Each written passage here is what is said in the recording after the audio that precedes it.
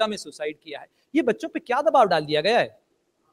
देखिए, होता क्या है कि हर माता पिता अपने अधूरे सपनों को बच्चों के आंखों के द्वारा पूरा होते हुए देखना चाहते हैं। उनके द्वारा देखते हैं कि अपने सपनों को पूरा करें, बच्चा बेचारा दबाव में आ जाता है। समाज का जो प्रभाव है, अगल बगल वर्मा जी हैं, शर्मा जी हैं, महेश्वरी जी हैं, उनका बच्चा अच्छा कर रहा है, ये कहीं ना कहीं प्रेशर उस बच्चे पर डायरेक्ट इनडायरेक्ट आता है और वो बच्चों को बिना मतलब का दबाव बनाते कि भाई तुम पढ़ो, मेहनत करो, देखो उनका बच्चा ऐसा कर गया, ऐसा कर गया, तुमको भी ऐसा करना चाहिए। बेचारा ते हुए भी उसका मन एक हॉकी प्लेयर बनने का या उसका मन एक पत्रकार बनने का, बेचारा आईआईटी का मेडिकल का तैयारी करने कोटा जाता है। अब कोटा में क्या होता है कि कोटा में तो शिक्षा एक व्यापार बन चुका है। ज्यादातर कोचिंग के लिए मैं ये बात बोल रहा हूँ, बच्चा पैसा दे रहा है, उसका एडमिशन हो गया।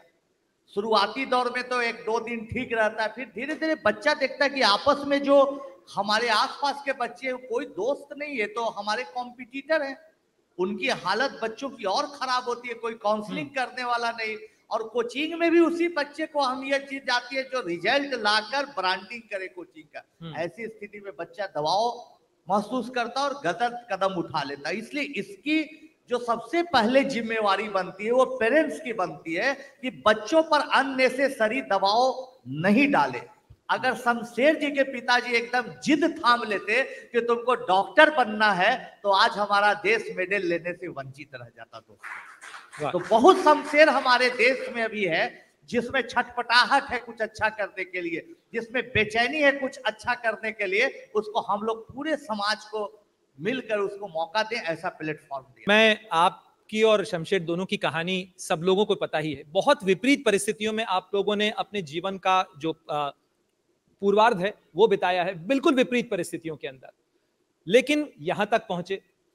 ये भी देखने में आ रहा है कि अच्छे खासे घरों के बच्चे ज्यादा डिप्रेशन में आते हैं बजाय उन घरों के बच्चों के जो बहुत विषमता के अंदर बढ़ते हैं। क्या ये सही है आकलन? देखिए, एक बहुत इंपॉर्टेंट बात आप लोगों से बताना चाहेंगे, बहुत अहम सवाल, बहुत कहिए कि कीमती सवाल इन्होंने पूछा। अभी आजकल क्या हो गया कि हम लोग थे अपने टाइम में, पिताजी टूटी साइकिल दे दी, जाओ बेटा कहीं पढ़ाओ, थोड़ी देर भी हो गई तो कोई बात नहीं है, आजादी थी। तो आज हमारे देश में या तो स्पोर्ट्समैन है, या तो अच्छे बिजनेसमैन है, या तो सफल लीडर है। अब सबका बायोग्राफी देखिएगा, उनका इतिहास देखिएगा, तो सबने अपने दम पर, अपने बूते पर स्ट्रगल किया, चाहे बड़े पत्रकार हैं।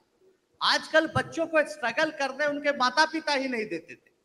अभी हमारे यहाँ एक हमारे मित्र हैं, हमारे घर से 4 किलोमीटर दूरी पर वो रहते हैं, सीधा ऑटो आता है, सीधा रास्ते पर जाता है।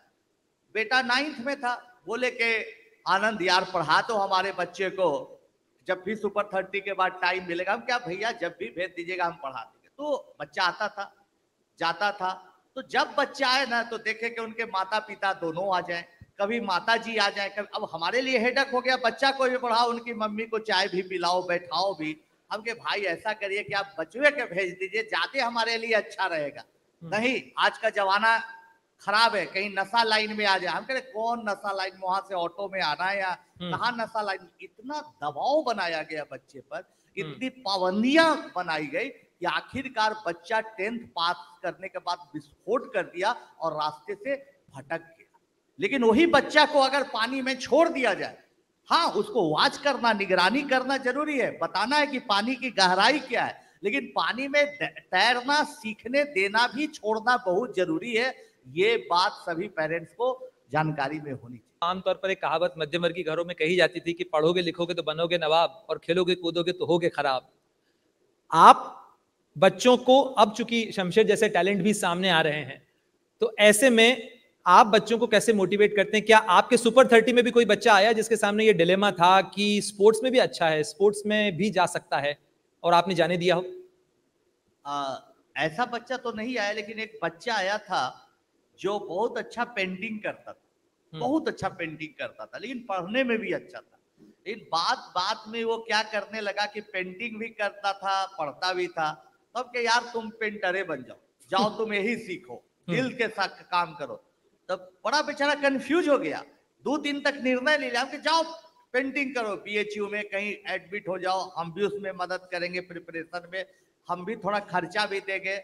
आज के तारीख में वो कंप्यूटर साइंस भी पढ़ा और पेंटिंग भी पढ़ा और बहुत बड़ा एक डिजाइनर बन गया अमेरिका में जाके। तो दोनों का फायदा उठाया, ऐसे ऐसे भी लोग हैं। तो अब एक टीचर है, तो अब बच्चा आपके पास आता है तो एक मिट्टी के लोंदा की तरह आता है। अब आप चीटियर है, कुम्हार की तरह है, उसको चाक पर रख दीजिए ना, चाहिए जैसा जैसा आप हाथ घुमाएंगे वैसा वैसा शेप निकलेगा। एक टीचर पर डिपेंड करता है कि उस मिट्टी से राम बना दे या रावण बना दे। वाह, क्या बात है।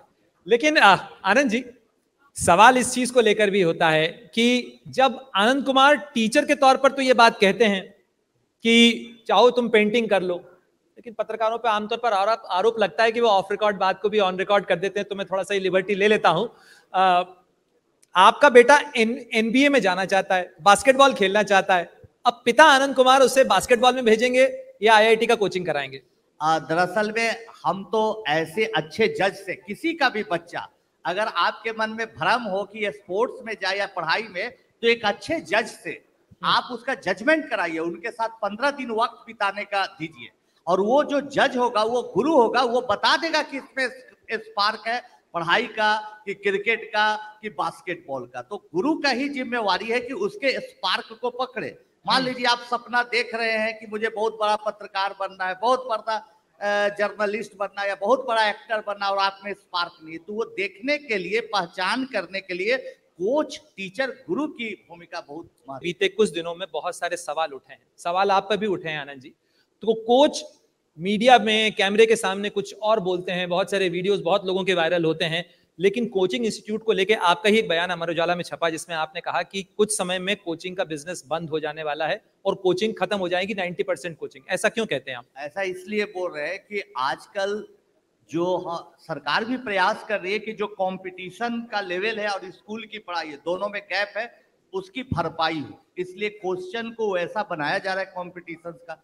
दूसरा क्या है ना कि ऑनलाइन क्लासेस में अभी नए नए बहुत सारे प्रयोग होने बाकी हैं। आप एक फिल्म देखते हैं, उसका इम्पैक्ट कितना है, डिजिटल आप लोग आ गए अमर उजाला, उसका इम्पैक्ट हार्ड कॉपी से पढ़ने से ज्यादा हो रहा है आजकल। उसी तरह से अभी बहुत सारे 99% प्रयोग नहीं हुए, ऑनलाइन क्लासेस को इंटरेस्टिंग बनाने के लिए होंगे, तब गरीब बच्चा, गांव में बैठा हुआ दूर दराज का बच्चा भी ऑनलाइन पढ़ के, अच्छा कंटेंट पढ़ के काम चला लेगा। और ये जो कोचिंग के माध्यम से जो लोग शिक्षा का व्यापार बनाए, उसकी दुकान 10-15 साल तो दूर बोल दिया, 10 साल के अंदर बन। तो आप आगे क्यों नहीं जा रहे हैं? एकदम आगे आ रहे हैं। अगले साल तक हम भी ऑनलाइन के जरिए घर घर तक बच्चों के पहुंचने का प्रयास कर रहे हैं। तो वहां से सुपर 30 लीजिएगा, यानी ऐसा बच्चा जो अफोर्ड नहीं कर सकता लेकिन टैलेंटेड है, ये केवल पटना तक सीमित नहीं रहेगा। नहीं, पूरे दुनिया तक होगा। जो भी बच्चा पढ़ना चाह रहा है लेकिन जिनके पास पैसे नहीं, उसके लिए हम लोग काम करेंगे मिलजुल कर। अगर आप ये वीडियो YouTube पर देख रहे हैं तो हमारे चैनल को सब्सक्राइब करें और बेल आइकन को दबाना ना भूलें। अगर आप Facebook पर ये वीडियो देख रहे हैं तो हमारे पेज को लाइक करें।